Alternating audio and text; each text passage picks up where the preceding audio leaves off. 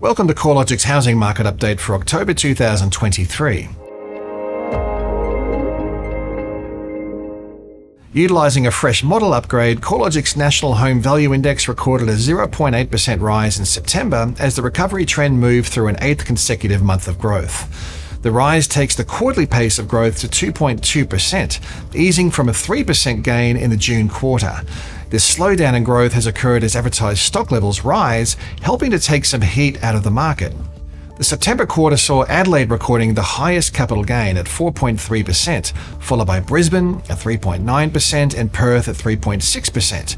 At the other end of the growth spectrum is Hobart, where values were down 0.2% over the quarter, taking the southern capital to a new cyclical low. The performance of the housing market in each city reflects the underlying supply dynamic. The three capitals recording the highest capital gain have each recorded advertised supply levels that are around 40% below their previous 5-year average. Advertised supply levels across Hobart, where values are still trending lower, have been holding at above average levels since June of last year, and were 41% above the previous 5-year average. Since finding a trough in January, the national index has recovered by 6.6% and home values remain 1.3% below the record highs recorded in April last year.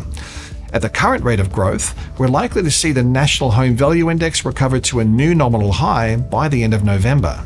We have already seen dwelling values record new record highs in Perth and Adelaide. Brisbane looks set to reach a new record high in October, while Hobart and Canberra have the furthest to go before staging a nominal recovery.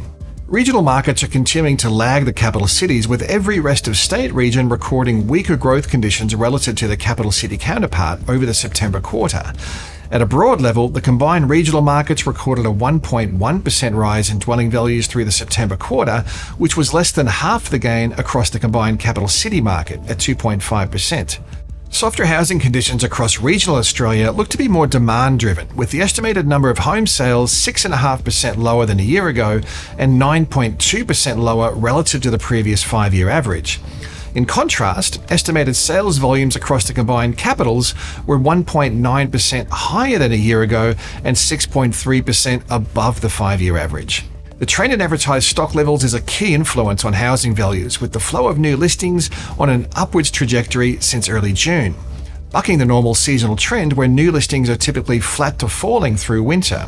As the number of freshly advertised properties increases, there's also been an upswing in the total number of homes advertised for sale. Although total capital city listings remain below last year's levels and less than the 5-year average, there is a clear upswing in available supply. The rolling 4-week count of total listings is almost 6% up from the low point in June. More listings imply more choice for buyers, and more choice means less urgency and more time to deliberate on the purchase price and negotiate with the vendor. The total listing trend remains diverse, with an above-average number of homes on the market in Hobart, Canberra, and in Melbourne. At the other extreme is Perth, where total advertised supply levels were 43.8% below the previous 5-year average for this time of the year. Perth housing values have been rising to new record highs since January this year, following a very brief downturn where local home values fell by only 0.5%. Through the year to date, Perth housing values are up 8.7%, adding approximately $49,000 to the median value of a home. Despite the strong gains, Perth housing values remain quite affordable relative to other capital cities, with only Darwin showing a lower median dwelling value. With advertised stock levels nearly 45% below the 5-year average and sales activity well above average, homes are selling with a median of just 13 days on market. Overall, Australia's housing recovery remains entrenched, with national dwelling values only 1.3% off their record highs. Capital city values are 7.4% higher over the first 9 months of the year, and regional values are up 2.6%. With values likely to rise further over the coming months, more regions are set to post a nominal recovery in home values before the end of the year. Of the 87 SA4 regions nationally, 27 are already back to new record highs, and a further 16 are only 2% or less away from record highs. While some sectors of the economy will be applauding higher housing values as a sign of increased wealth, non-homeowners will be increasingly frustrated as affordability constraints worsen from both a purchasing and a rental perspective. CoreLogic's latest national affordability metrics to June this year show the ratio of dwelling values to household incomes, and the time it takes to save for a deposit is once again rising as housing values increase faster than nominal incomes. The portion of household income dedicated to servicing a new mortgage is now approaching new record highs, as is the portion of income dedicated to paying rent on a new lease. The outlook for housing values remains positive, albeit with some risks of a slowdown. Advertised supply levels are arguably the most important facet of the market to watch over the coming months. An acceleration in the flow of new listings is a normal feature of the market through spring and early summer. However, if this trend continues, we are likely to see buyers benefiting from more choice, less urgency, and greater leverage to negotiate.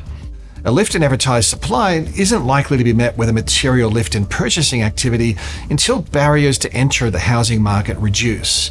A rise in consumer sentiment, a drop in interest rates, or an easing in credit constraints would all be factors supporting a rise in purchasing activity. However, we haven't seen any evidence of these events occurring.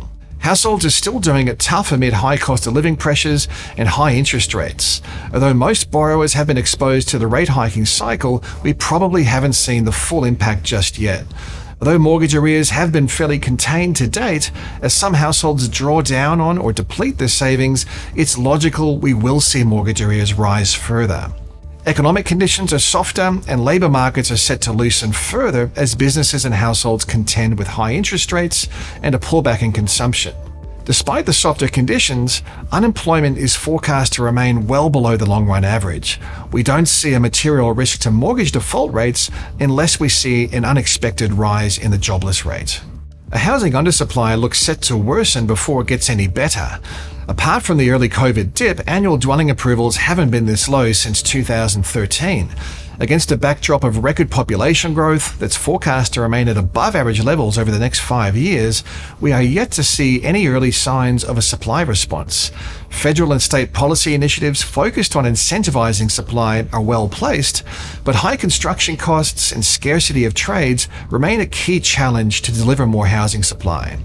While an undersupply of housing is clearly a negative, insufficient levels of housing are likely to support housing values over the medium term. As always, there's plenty of trends to keep an eye on with regards to the housing market and factors influencing housing trends. You can stay up to date with all the latest news and insights at the research pages of CoreLogic.com.au.